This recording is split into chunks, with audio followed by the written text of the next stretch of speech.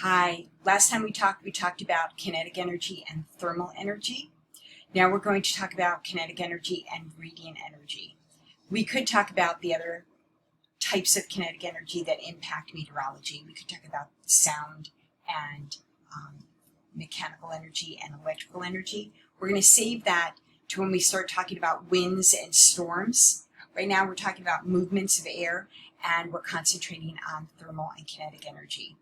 So to discuss that a bit more, radiant energy is actually a form of kinetic energy that doesn't deal with motion of molecules. Instead, it deals with motion of charged particles within molecules. And in fact, those charged particles are impacted by electrical magnetic energy, and those charged particles are photons. They're directly from the sun. They're directly from the center of the sun, the source of the heat engine of our galaxy. And that source, that center, is where nuclear fusion occurs. And in a radiative zone of the sun, the nuclear fusion has pushed out or emitted photons which carry light. Those move through to the outside of the sun, and then they're radiated from the sun, generally in the form of gaseous flares that come out from the sun, as you see right over here. Those photons travel throughout the entire vacuum of space to hit our atmosphere and our Earth. And those photons travel as packets on a ray of radiation. Now, you might know it as a wave of radiation. It starts as a packet. It moves to a ray. That ray is impacted by various differences in gravitational pull that produces a wave. We're not going to talk about the differences in gravitational pull that produce the wave. We're going to talk about the energy instead, and the result of that being the wavelengths of that radiant energy. The sun covers a very wide spectrum of those wavelengths in their photons. Some of the wavelengths come in as very, very long radio waves. Some of those photons come in as very, very high energy gamma rays. The long radio waves and the waves that I was talking about when I told you about my AM receiver that I would put underneath my pillow at night that would catch Pittsburgh and Minneapolis and sometimes out to Nebraska, those long AM radio waves are actually as tall as skyscrapers. They are very, very long from peak of the wave to peak of the wave. We'll talk about that in a second. And there are also very, very short gamma rays, which are deadly with the amount of energy they have and with the fact that they can penetrate your body so easily. Like I said, the wavelength can go from peak to peak of the ray of radiant energy, or it can go from trough to trough. The length is measured here in what is generally known as micrometers, or millionth of a meter. In addition, we can measure how many wavelengths per second come into the atmosphere of the Earth, and that is known as the frequency of the radiant energy, or the frequency of the radiation. So there's wavelength and there's frequency. We talked about this a bit. The sun emits in a very, very wide spectrum. Most of that spectrum that it emits, the greatest volume of its emissions, are in the visible light spectrum.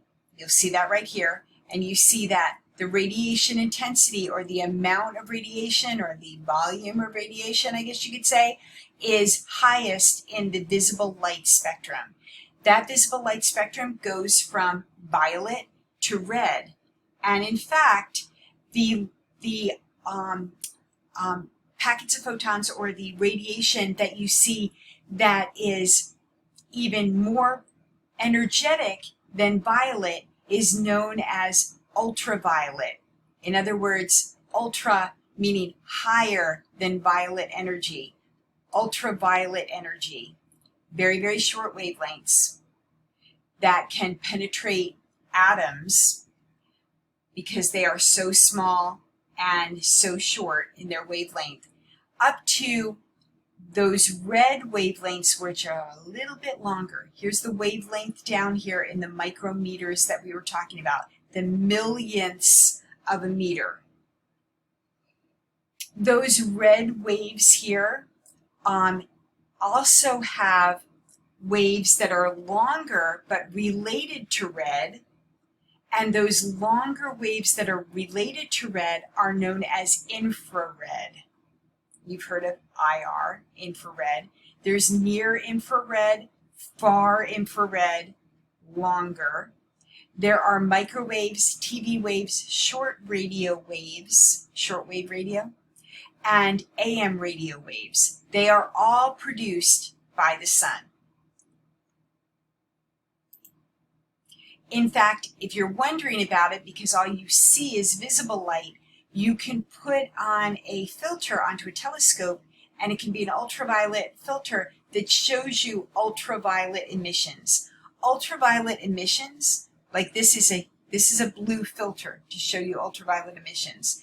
The emissions from the sun are not blue. This is showing you that frequency of the wavelengths to show you that there are even differences in the power behind those wavelengths.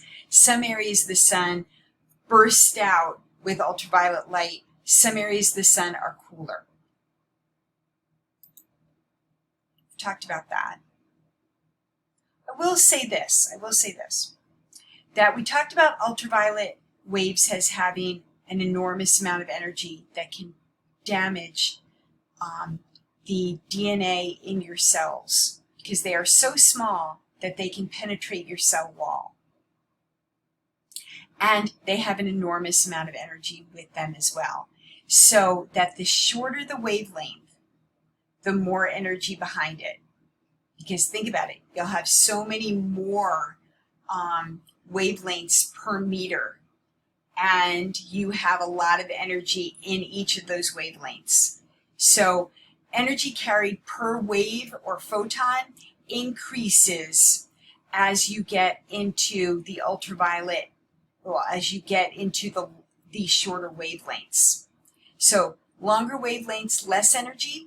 That's why AM radio is not that powerful for real quality of sound. And the other end of the spectrum, the X-rays are so powerful that the only thing that really stops them is lead. That's why you put a lead blanket on you when you have dental X-rays. You are protecting the rest of your body from the X-rays that are hitting your jaw. There are 3 laws to radiation. Let's go over them. These are scientific laws. The first is Planck's law, or law number 1, that everything radiates all the time. Everything means everything. The sun, the moon, the earth, the ground, my desk, me, and you radiate photons all the time, 24/7, 365. Planck's law. The difference is, what do we radiate in terms of photons? The sun radiates a very wide spectrum. The earth radiates a narrower spectrum, infrared only. We, people, radiate an even narrower spectrum of infrared. The reason for that has to do with law number 2.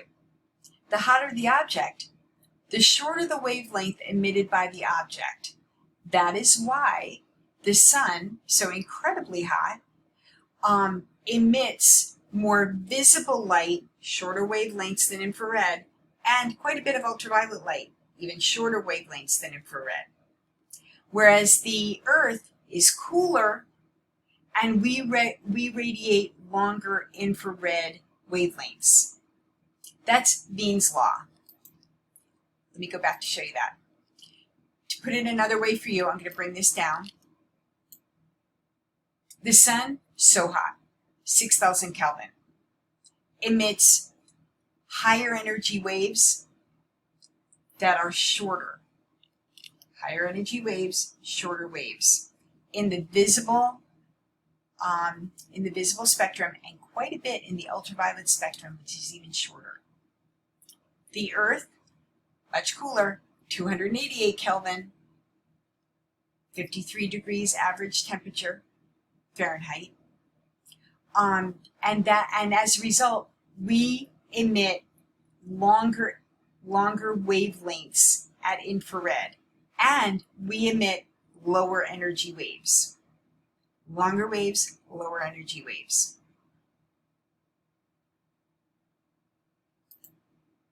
Law number 3, the Stefan-Boltzmann law.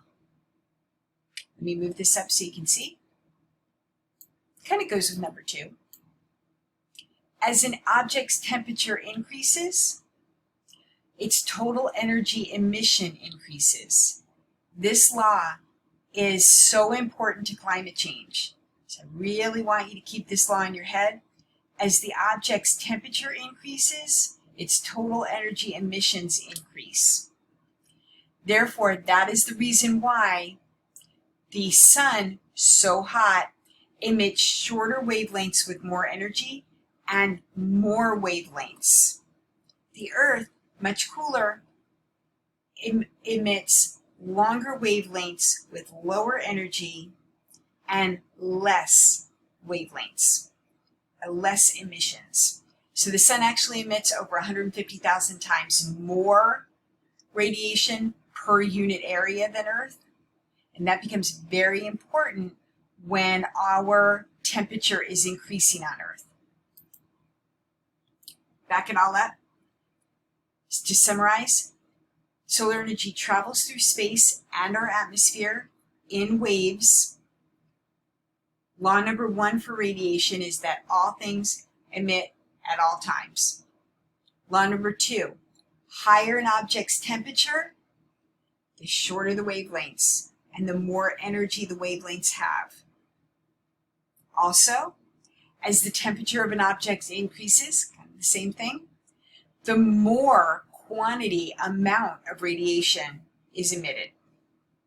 So these 3 laws all go together. Planck's law, Wien's law, Stefan-Boltzmann's law.